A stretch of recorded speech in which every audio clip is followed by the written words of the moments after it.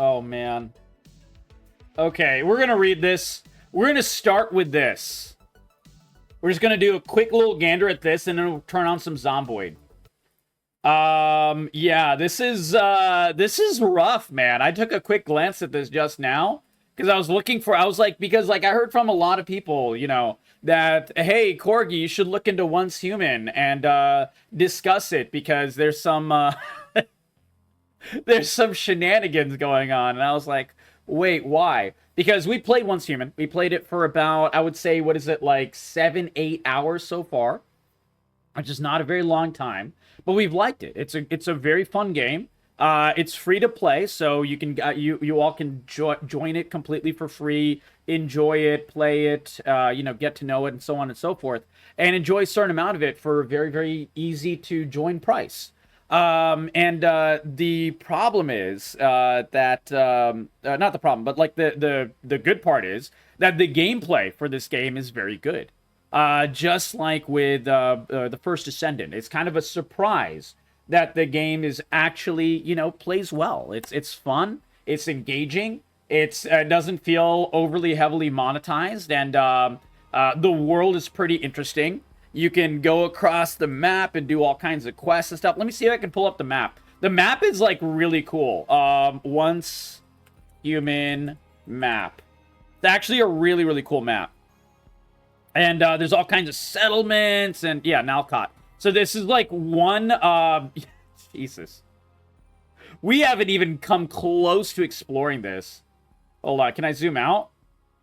This map is so large, it's like having an issue loading.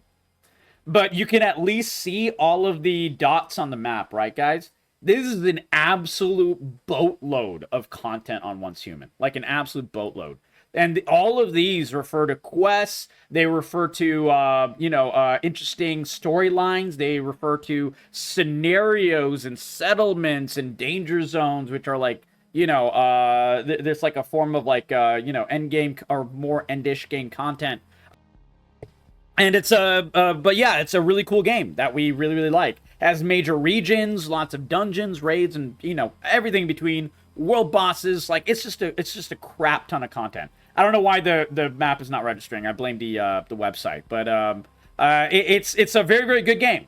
So let's read about the seasons, because this will be what drives the game going forward. That's why I want to read this with you guys. Explain this to you guys, and Oculation said he can't read, which is why I'm going to read it out to you. There you go. Seasons explained. Dear Metas, a lot of you have shown a lot of interest in understanding how seasons work in OnceHuman. So let's dive into some of the most pressing concerns about seasonal gameplay. Now, we've all played games with seasons, whether it's Call of Duty or, Diablo 4 or... now League of Legends, or, the numbers of games with seasons have skyrocketed. Live service games have become very popular for many, many reasons.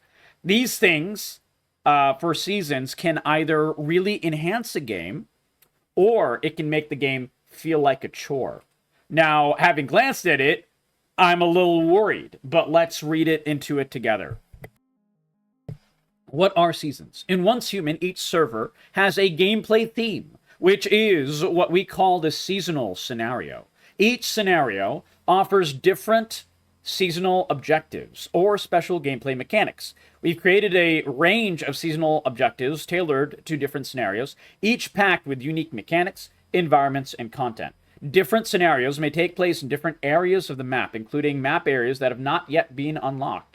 And some scenarios will also feature a completely new storyline experience. Some of these things are pretty cool. So, like, they're talking about adding new storyline content, essentially having, like, an extended, like, information, extended quest lines, differing events, major events that will happen during a singular season. So far, this is not too bad. As you navigate these scenarios, you'll have the thrilling choice to collaborate or compete with other players to achieve your seasonal goals. Once the season concludes, you can embrace a new challenge by joining a different scenario or taking on your current one with renewed vigor. Okay, we'll talk about this. We'll come back to this point. But this is going to be an issue right here. Yeah, where's the battle pass or loot crates? Yeah, exactly. This is like, you know, the normally negative parts of the season. Battle pass, loot crates, all that stuff. Yeah, absolutely.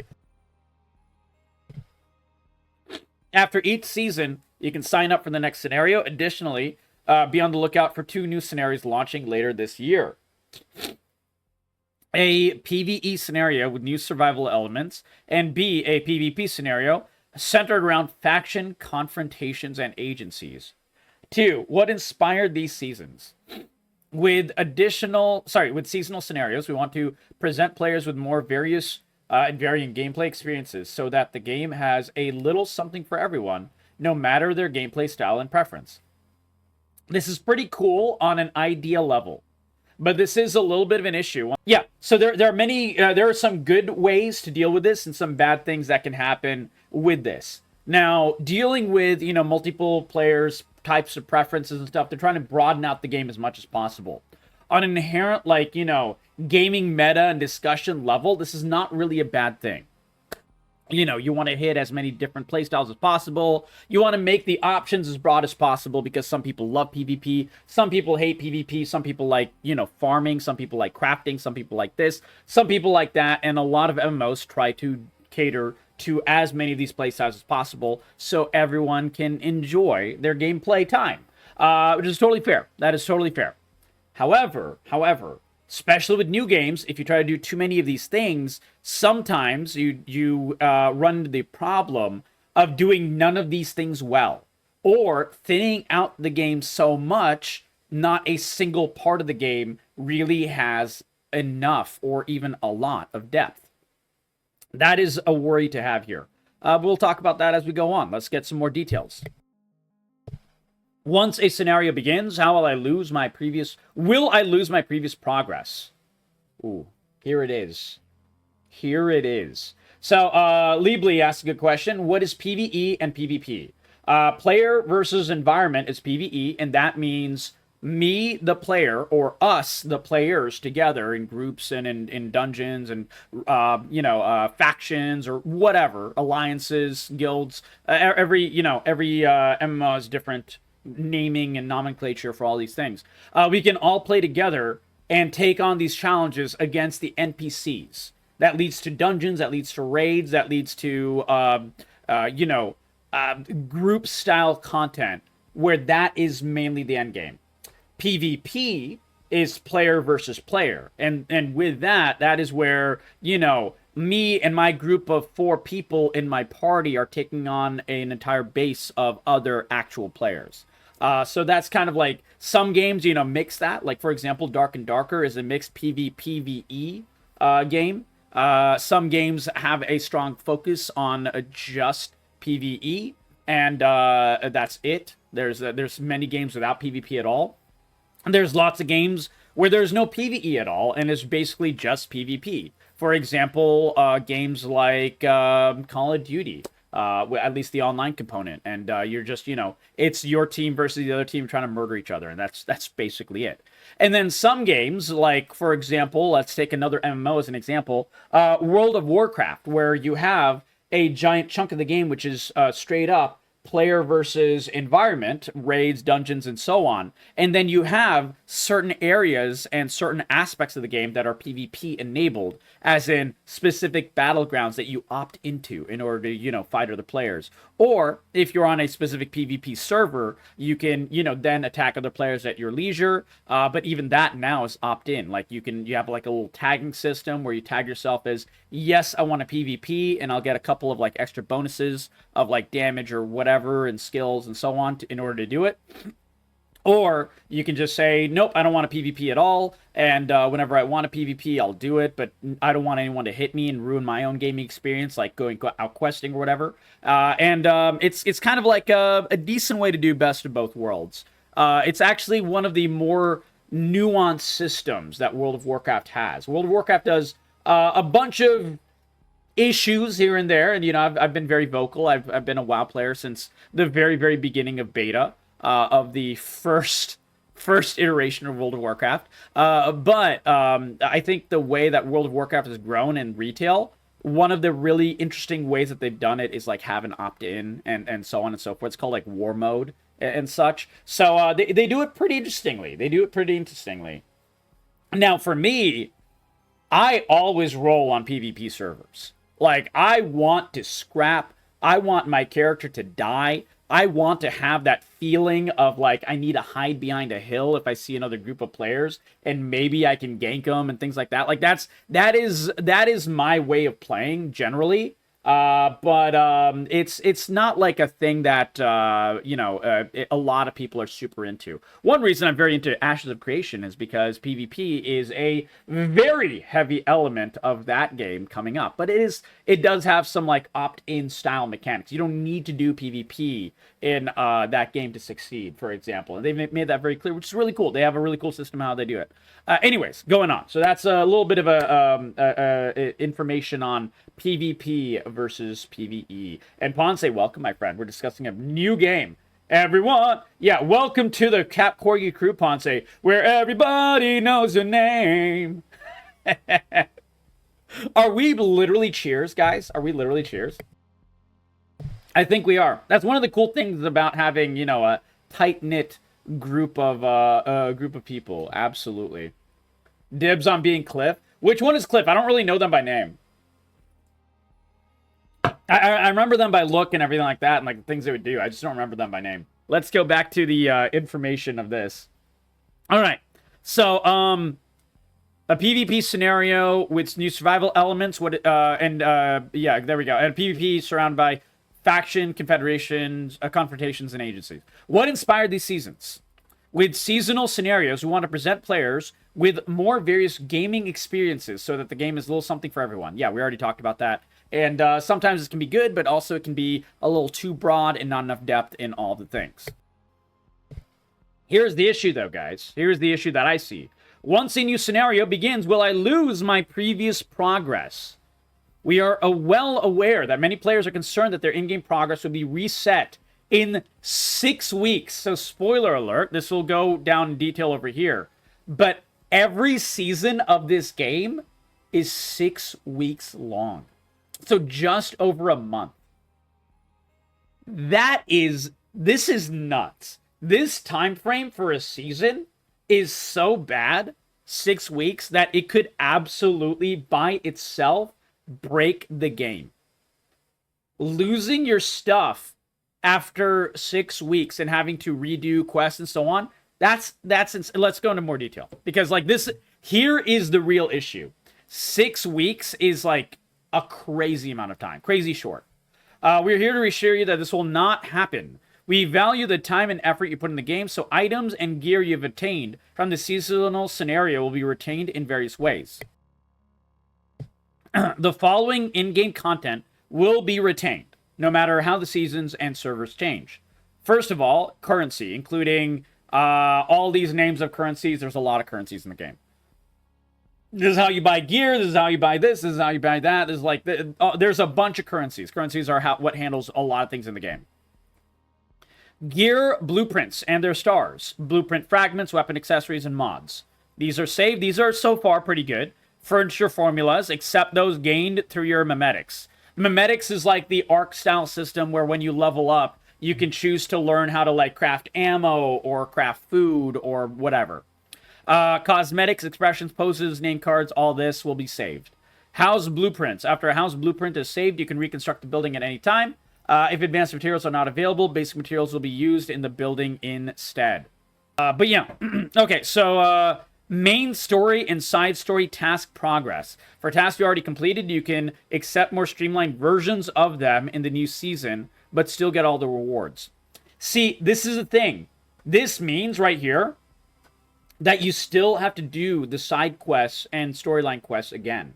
They're just going to make it like a fast version. I don't even know what that means. We don't really know what that means in detail yet. So, okay, so your stories will progress, but only in a small, like, I guess abbreviated way. Now, we've run into this problem in other games, and that is why I'm a little worried about this, because we've learned the lessons already of this in Diablo 4. Most recently. I mean, we've learned this in previous games of all kinds, but Diablo 4 most recently, where in Diablo 4, you have to do, or you had to do at the beginning, every single quest all over again when a new season happened. It was so annoying that Diablo 4 had to change how that works. So you no longer have to do the quest. You can skip the entire campaign and so on. But you still have to do the side quests all over again. If you want all of those rewards or whatever. And they're negligible rewards, so no one just does them at all anymore. Really dumb thing. And then we also had to get all of the stupid shrines. So the altars of Lilith and, all of the little... I guess like the open world rewards where you can get your Paragon points and so on. You had to do all of those again every single season. And the seasons last about, what is it, like 2.5 months or so? So it's a bit of an issue for sure. And they had to change some of that as well. But they still have it. And it's still a point of contention between the game developers and the community. And making this mistake all over again in a brand new game is kind of really silly. This is a lesson that we've already learned in game development. Don't make people have to do the same work over and over again, because it'll just make us pissed and we'll just want to play the game less. Now, Diablo 4 can get away with it because it's fucking Diablo. OnceHuman, I don't think, can get away with having this issue. Like, I just really don't see how OnceHuman can think they can get through this issue, especially making you redo all this stuff every 6 weeks. That is like, that's like no time. That's crazy. Okay, but going on. Your friends list will carry over. That makes sense. The following content resources will only be partially carried over. Essential resources like materials, medicine, and ammo can be carried over based on item transferring rules. Okay, this is very vague. What exactly does this mean? What does not carry over if it's only partially? We don't know. So whatever doesn't carry over might be really, really, really annoying. In each new season, your character will begin at level 1. And all exploration progress on the world map is reset. Here we go. Here's the clincher. This ensures a level playing field for all players in new season. Now, while this second sentence is true, the problem is they're having new seasons every 6 weeks. You're going to have to grind out from 1 through level 50, which 50 is level cap, every 6 weeks. And grinding up to level 50 takes a significant amount of time. It's like a lot of time. Additionally, new scenarios will present a different map for exploration and rewards. Each seasonal server will also feature fresh challenges, tasks, and rewards. Why every 6 weeks only? Why does it last 6 weeks? Different scenarios have different durations. 2 existing scenarios are 6 weeks in length. Future scenarios may have longer or shorter durations. This might also be permanent scenarios for players to enjoy in the game. I think expecting your player base to come on in and play a new game, basically resetting your progress for your levels and so on and so forth every 6 weeks, is insane. No one is going to play this game like a second job. No one. And expecting people to dump every other game just for this game is a great way to make sure whatever really cool success and great points this game has, that will fade to obscurity. No one will do this. This is something that you won't even play it like a first job. Yeah, exactly. What game even is this? This is OnceHuman. Brand new survival MMO, and it's actually really good.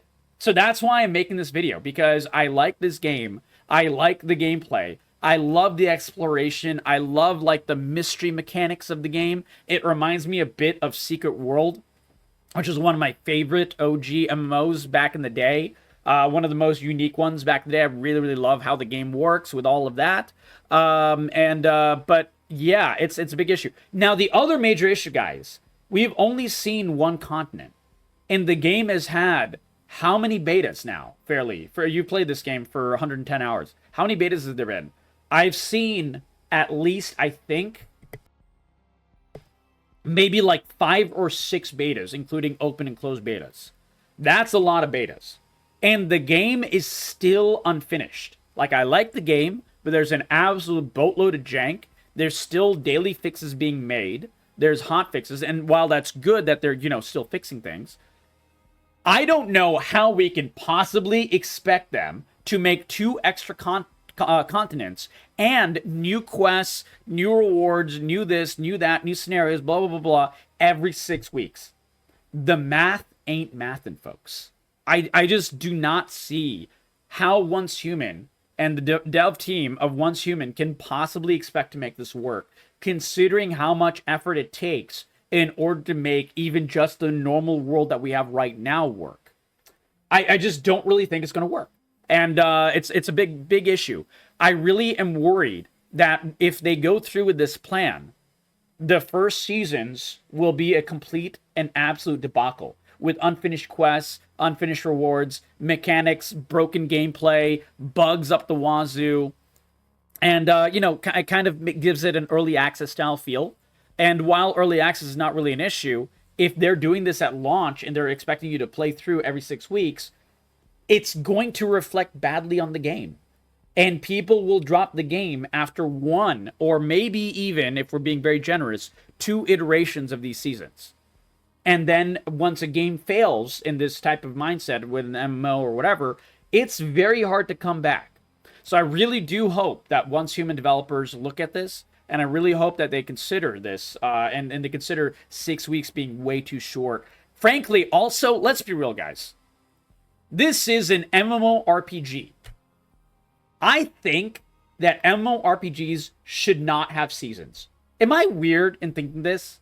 That MMORPGs and having seasons are completely antithetical to each other? Like, I just don't think that this works. And I think we can see this most with the most successful MMORPG of all time, World of fucking Warcraft. And I like World of Warcraft. I think they've done a great job with Classic. However, one of the things I think they do not do well is the fact that they have these seasonal scenario type of deals. And you have to restart your game for original OG Classic, which is one of the most grindiest style of World of Warcraft out of all of the iterations of World of Warcraft, over and over and over again, and do all these quests over and over again, and they try to add new mechanics and stuff, which is pretty cool. However, it's still a pain in the ass. I have not played Season of Discovery, like, almost at all at this point. And I mean, by almost at all, I still poured 50 fucking hours into Season of Discovery, the most recent, like, iteration of the big seasonal changes type of deal. I like it a lot. It is pretty cool. However, I look at my character and I'm like, man, I'm going to have to go through all these quests all over again. And I'm like, I'm just not going to fucking do it. And I just don't do it, right? And I am not alone. If you look at the Season of Discovery numbers, and if you just look at the wall, let's look at the wall, guys. Let's see how correct I am. The wall is this. For anyone new to the channel, if you don't know what the wall is, you go to YouTube, you type in a subject, in this case, Season of Discovery numbers. And then you look at all of the information.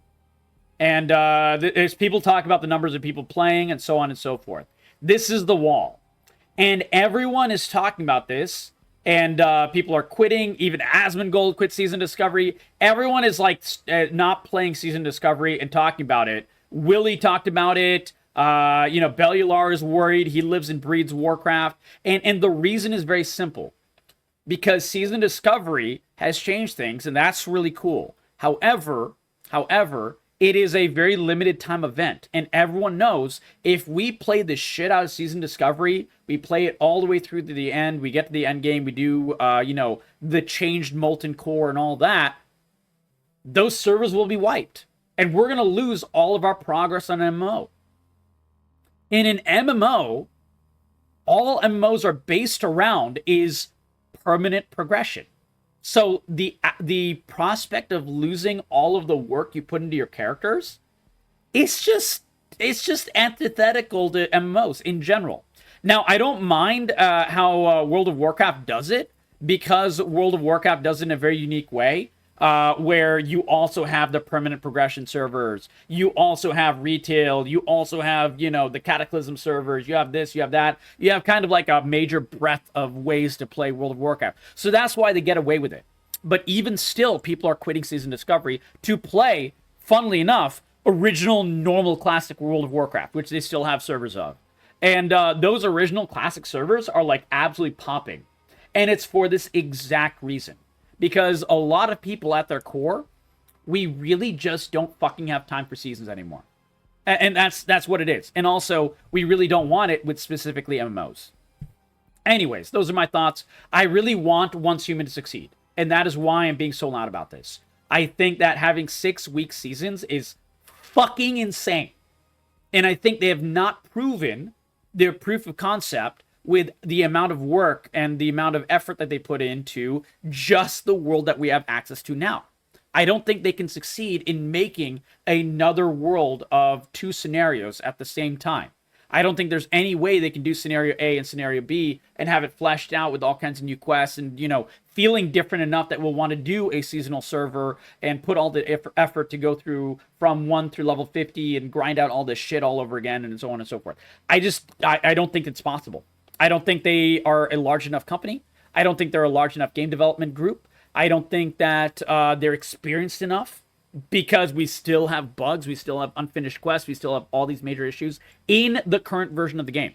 And I'm not knocking the game. I think the game is great, and I hope it succeeds, and I want them to focus on what we have now. I think the scenario business is a big issue going forward. Let me know what you guys think. Let me know what you guys want to do with this game. Will you be playing the seasons? Do you think 6 weeks is enough? Do you think that this could potentially ruin the game? Am I barking up the wrong tree? And also, do you think MMOs should have seasons? I've been very clear. I think fucking no. I think even Diablo 4 seasons take way, way too long. And, you know, it's a fucking grind to grind out your characters from level 1 through 100. And they've, like, lowered the amount of experience and all kinds of stuff to make it easier. And it still is kind of a fucking drag. Anyways, that's my little tirade. If you like the video, give it a like, give it a sub, share it with your friends, and hope you guys like this discussion on this wonderful game. And I say this with all the love because I love this game, and I hope you guys do too. Everyone should try this game. If you guys like MMOs, if you guys like survival, you like mystery and so on, it's free to play. It's free to try it at least, and definitely try it. So far, I've not really found any pay-to-win mechanics. Not really, not yet. And that's a W in the game's direction as well. So there's a lot of really, really good things about this game. PoE and PoE 2 do seasonal stuff, but it shunts you to standard as soon as the season is over. Yes, and also, no. So here's the big difference, Hopeful Zero. PoE does seasons very uniquely. Because what PoE does is that PoE integrates the effects and the things that the seasons do into the actual game as well, into the Eternal Realm, what Diablo 4 would know as the Eternal Realm, or like, you know, the permanent progression servers or whatever. So that is why PoE gets away with it, Hopeful Zero. Because me, as someone who doesn't play much PoE anymore, I used to play a bunch. Pat knows I played with him a lot, like literally hundreds of hours, right? Path of Exile, yeah, League mechanics become permanent. And that is why someone like me, who doesn't play the seasons of Path of Exile regularly, though this upcoming one I will play because it has city builder mechanics, and that sounds fucking dope. Like, generally, I avoid the seasons. But I know I'm not, you know, going to lose too much of the experience of the game because they're going to integrate it into the normal, like, permanent progression realms anyways. Which is why they get away with it. But yeah, that is why PoE is unique, and PoE solved that. Dude, Grinding Gear Games deserves a lot of credit, by the way, Hopeful Zero, because they solved this issue. They literally solved this exact issue. Now, speaking of good things devs do, let me show you something that I wish more video games would do, especially MMOs. They announced all of their bans. Their ban duration, the reason for the bans, and so on and so forth. And they didn't, like, fully release the names, but a lot of them you can tell what the names are, or, like, most of what the names are. And so anyone who knows these people can just bully their friends for getting banned for, like, fucking cheating in OnceHuman. I really wish every single MMO did this. I don't know about you, but I think we should bring back bullying. I think we should bring back shaming of cheaters. Yeah, 300. Yeah, literally a 10-year ban. Yeah, exactly. I think this is great.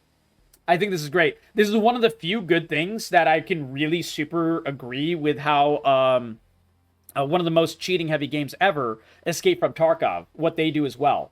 Escape from Tarkov is it's not cheating or bullying. No. I'm not saying the game developers, Pat, are cheating or bullying. I'm saying we can cheat and bully the people who did the cheating. Sorry, we can bully and shame the people who are doing the cheating. That's what I'm saying. I'm saying we should bring back the bullying and shaming. Yeah. And like Escape from Tarkov just releases the entire name, which is hilarious. I love every second of that. I think every game should do this. I would love every game to have a shame list. The guys near the top was Cheapusy. Yeah, exactly. Some of the names can be great like that. Exactly. Yeah. Oh my god. Anyways, that's my tirade. From beginning to end, I hope you guys liked it. Give it a like, give it a sub, share it with your friends, and guys, hop on in for the next video on the lovely YouTube.